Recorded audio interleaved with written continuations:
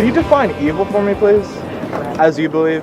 Yeah, evil is the perversion, the corruption of the good gifts that God has given us. In other words, evil is a parasite. Evil breeds off of God's good creation.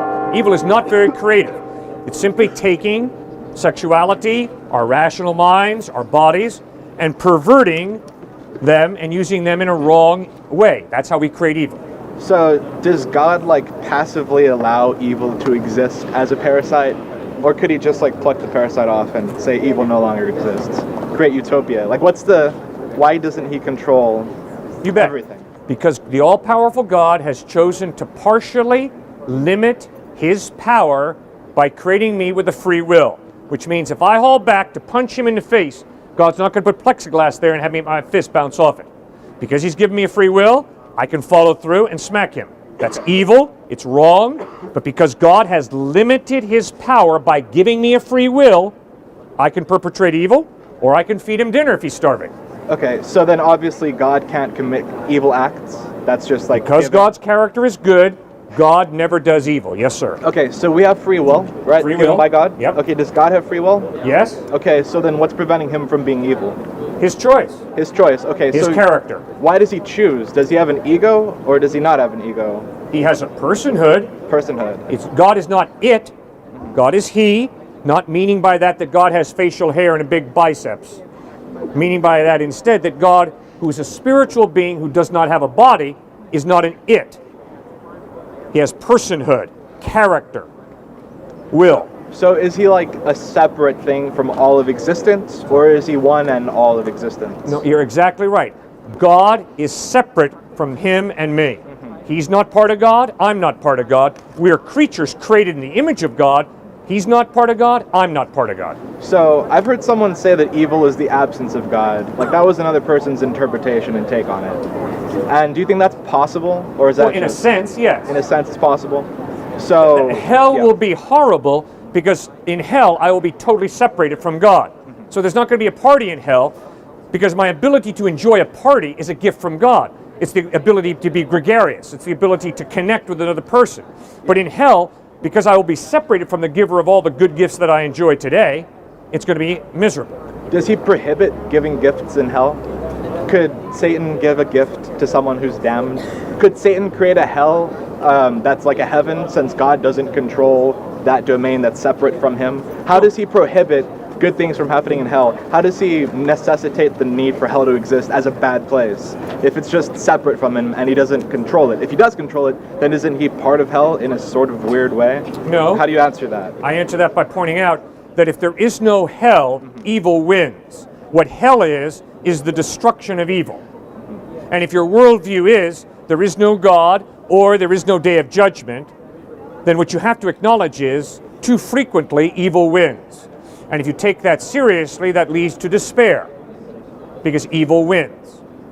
I am so grateful that Jesus Christ pointed out, evil will not win because God is good, he's a judge, and at the end of human history, there will be a separation, the destruction of evil in hell, and the gift of eternal life in heaven. So it's a quarantine for evil, is that? Destruction of evil. And that's how God's handling it? Yes. Don't you think he can handle it in a more direct fashion? That seems kind of roundabout to me. To need a Messiah, to need some people to choose to be with the Messiah so that they don't go to the quarantine.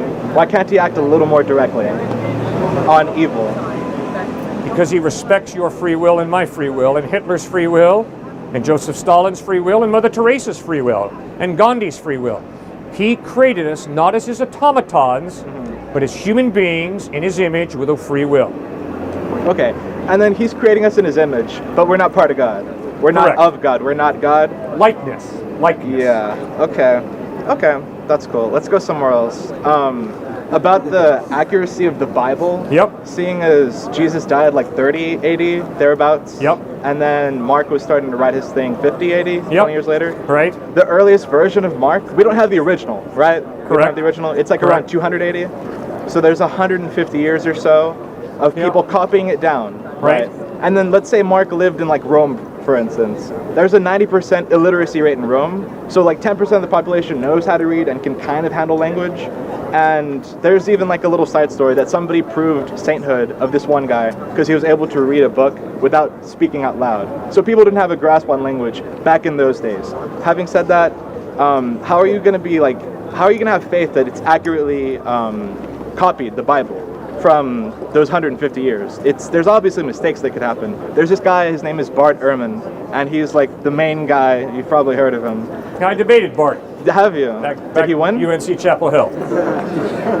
Nobody wins in those debates. Yeah, indeed. So all I'm saying is, you say that it's a historically valid piece of information because there's eyewitnesses, but there's eyewitnesses for everything, and eyewitnesses without like physical evidence can't do anything in a courtroom. There's eyewitnesses for like UFO sightings. That doesn't mean that everyone should have faith in UFOs. You know, like it just seems like a slippery slope, just saying that it's historical, just saying that there's eyewitnesses, but I don't know, there's deleted text from the Bible, there's the book of Enoch. It seems like there's a certain amount of lala, as you put it, that Christians will accept, or people will accept. There's a certain amount of people can walk on water, people can turn water to wine, that people will accept. And over the years, they've deleted all of the stuff that's just too crazy for people to accept. So they've condensed the Bible into a sort of mystical but believable thing. So I just think that we wrote the Bible based on what makes sense. Is there anything Jesus said? And I don't believe you can quote Jesus because those are people hearing Jesus and then writing it down. That's not a quote of Jesus, that's a quote of the Bible from what they've heard. But anyways, is there anything that Jesus said that doesn't make sense to you, that doesn't seem right? Or does everything that he said in the Bible seem right?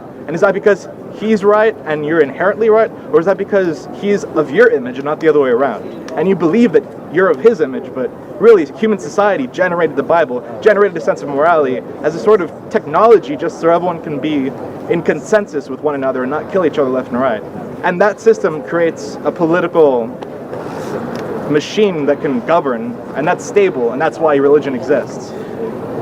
You can choose any part of that to answer. What's your real point?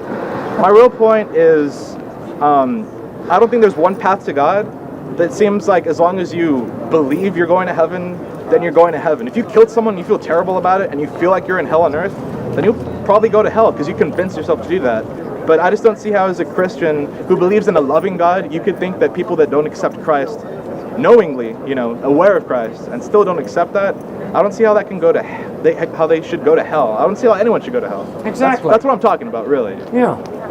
With all the inconsistencies in the Bible, how does that warrant Jesus of being the only path? I am the path, the path, the one path, the blah, blah, blah. So if I've heard you correctly, what I've heard you say is everybody should go to heaven, but really there is no heaven, so we all are really just going to rot. And whatever you want to believe, well, that's cool because everything is equally true. Right? Well, not really. That's sort of... And if I want to murder somebody, or if I want to feed him a meal, it's my decision. And whatever I do, I go to heaven, but really there's not a heaven, but maybe there is a heaven, but everybody's true. The atheist is true that there is no God, the theist is true that there is a God, and maybe you and I are having a conversation, but maybe this is just a dream. Maybe they're aliens, maybe they're not. If you want to believe they're aliens, that's cool. If you don't want to believe they're aliens, that's cool. So you see, really, I hold to one truth. And that one truth is, there is no such thing as truth. It's all relative. It's all just an illusion. So what's your illusion? What's your dream? That's what I basically have got. Now correct me if I'm wrong. So you believe that you just... No. I asked you. Oh, you asked me? What do you believe? Okay. What have you been trying to say? Okay. Because as I've listened to this barrage of different ideas that you've articulated, what I've gotten is very clearly, there's only one truth, and that is, there is no truth. You tricked me. You almost made me believe that you believe the same thing I believe, but you were just talking about me. Okay. So, I was like, I've converted. No, Anyways. I think you know very well I don't agree with you. I think that people manifest their own reality. And why is it unreasonable to say that's right. that if you believe so in guess God, what? I'm going to manifest my own reality. I'm just going to keep swinging. No. I insist that the evidence is his head starts there. My fist better stop here. Yeah. And I don't think that I create reality. I think the challenge is for me to use my rational mind and get in touch with reality.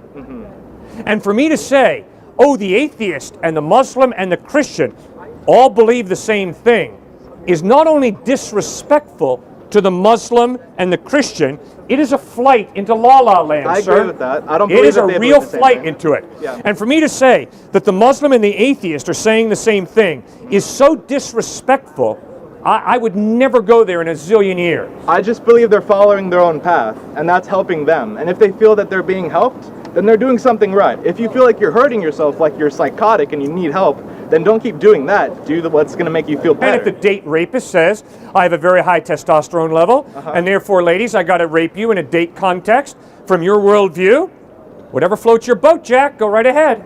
I don't think you can. I don't think I said that. I don't think I said that. No, it's a logical conclusion of your worldview. Logical conclusion. Yeah, your worldview That's is there reality. is no truth, except the truth that there is no truth. Therefore, you do whatever you want to do. It's your opinion, it's your life, so just do whatever. Okay, but I think that there is one truth. I think that there is love. Do I believe in God? Yes. Do I believe in God according to like a book or anything that can be written? I think that that's trivializing God and that's trivializing love. By putting it into words, it's already lost a ton of its meaning. Good. I think God is love. That Good. sounds good to me. But I think that as But long you as put it into words. yes. Well, you feel love. You feel love. You can't. You say the word love, and you can't encompass everything around it. But Okay, and in my expression of love is to date rape. You have a problem with that? yeah, I mean, I do have a problem with that. I Why? do. Because that's like those people don't love it. It's not mutual love. It's like unrequited. Why does it have to be love. mutual? Who says it has to be mutual? It seems right. It seems valid. Seems. Okay, but that's Yeah. just from your It limited feels perspective. valid. And I think that we're social creatures, you know. We create a consensus. We create a social contract. Yeah. And we all believe that date rapists are like evil people or they do wrong. I'm not going to say that some individual psychopath. Oh. Yeah. You're going to be so judgmental as to tell someone they do wrong? Yeah. Oh, okay. Jesus went into that house of God and was like, you guys are selling in my dad's house? Uh-huh. You guys are what, sinners? What did he say? He sure did. He told Okay. to turn the money change That's the table. son, right? That's the son of God? Yeah. So the son's allowed to judge? That's cool. Not only does the Son judge, the Father judges also. And does the Holy You Spirit better judge too? learn to make a distinction between Okay. right and wrong, Jesus said. Because guess what? There is such a thing as truth. Ethical truth, truth about God, truth about the value of a human being. So you better not date rape, because if you do, you're violating a human being created in the image of God, and you're violating a very real value, not a relative value, but a very real value of justice. Yeah. And you better not, because if you do, you are out of touch with reality, and you will answer to God, who will judge you for date rape. Yeah. Yeah. It's a chicken and the egg scenario. Oh, right no, there. it's not. I It's think a it question is. of thinking real clearly. Yeah, yeah. This is real simple where you are, sir. Yeah. Is reality real, or is reality the construct of the human mind? Is it just an illusion? That's black and Am white. I a It's not bad black and dream white. you're having, It's not black or and are we white. having this conversation? It's not that black and white. Yes, it is. I don't think so. There is such a thing as black, and there is such a thing as white. They are real. To a blind Black person. and white To a are blind real. person. Red and green are real. Colors are illusion. Up and down They're just is energy. real. They're just energy The law of indicated by your mind. contradiction holds true. A and non-A cannot both be true in the same way at the same time. And guess what? The law of non-contradiction works in Calcutta, India, and in Austin, Texas at the same time. You don't go across the street and say, it's the bus and me at the same place at the same time.